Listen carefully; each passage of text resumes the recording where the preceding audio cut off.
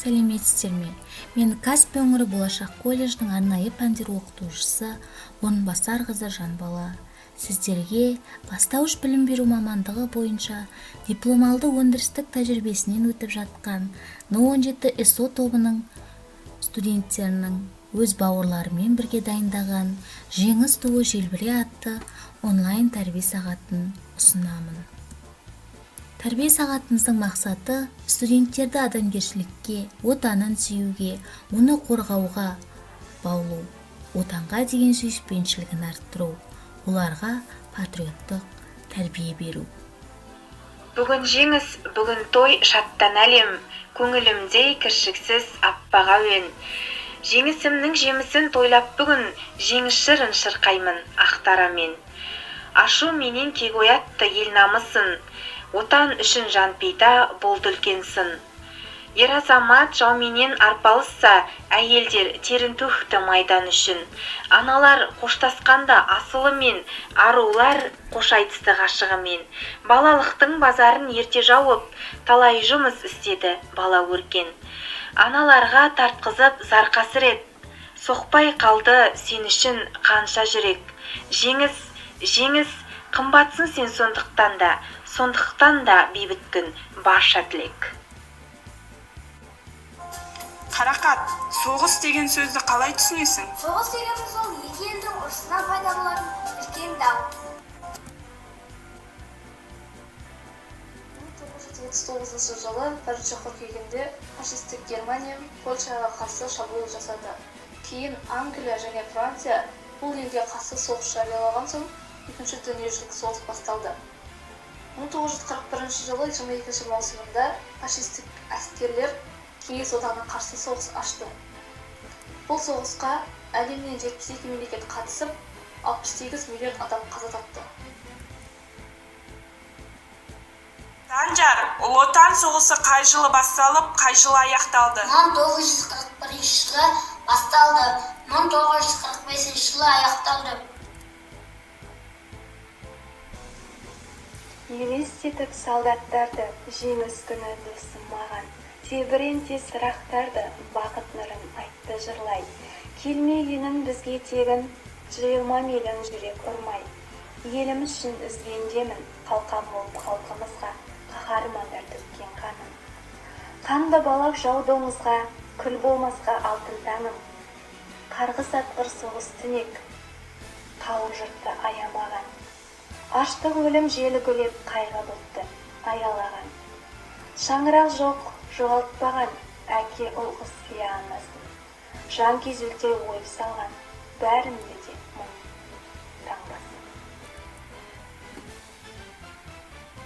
Жаутаңдап қарап дала тұр, көз жасын сүртіп жаңа бір, хабарсыз ұлын сұрауға жолыңды тосып ана жүр. Қаншүйдің ұрлап адамын, қаншүйде сөніп қалды оттар. Көрдің бе ұлын ананың, соғыстан қайтқан солдаттар.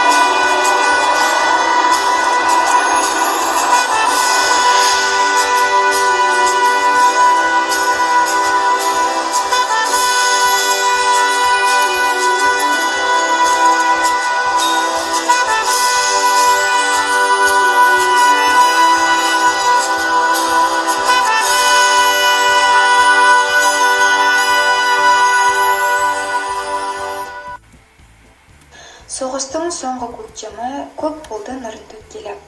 Аспанда сірә көктегі бойына таудың асылып, шұғыла тұрды көк меңі. Қызғанып гүлін жасырып, қылтанақтарда көктегі. Соғыстың соңғы көктемі жап жасыл шыбық талдағы орманның ашасыл шекпені. Қуанта бірақ алмады, сона бір үйді шеттегі соғыстың соңғы көктемі. Жарайсың 9 мамыр күніне сурет салыпсың. Ұлы Отан соғысына кімге қатысты? Бауыржан Момышұлы, Мәмшүк Мәметова, Әлия Молдағұлова. Жарайсың.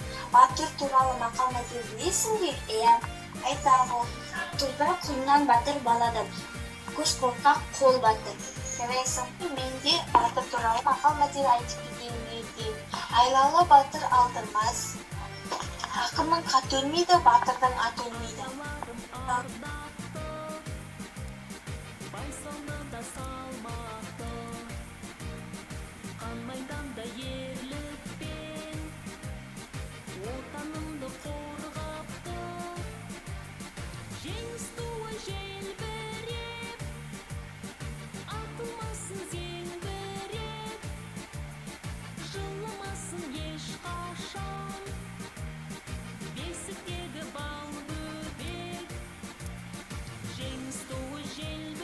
Ұлы жеңіс барша халықтың жеңісі. Ер бақыты ел қолында, ел бақыты ерлер қолында деп батыр атамыз Бауыржан Момышұлы айтып кеткендей, ардагерлер Қазақстан халқына бейбітшілік, тыныштық, береке, бақыт орнатқандар. Сондықтан да кешегі жауынгер, бүгінгі ата-әжелеріміздің жеңіске жетер жолда тындырған ұлан ғайыр істері біздің жадымызда мәңгі сақталатын дастандай жалғаса береді. 9 мамыр жеңіс күні әр адамды толқытатын аса қастерлі де айтулы күн. Сондықтан осы ұлы мереке ерекше. Аспанымыз ашық, еліміз аман, бейбіт заман болсын. Желбірей бер мәңгілік жеңіс туы.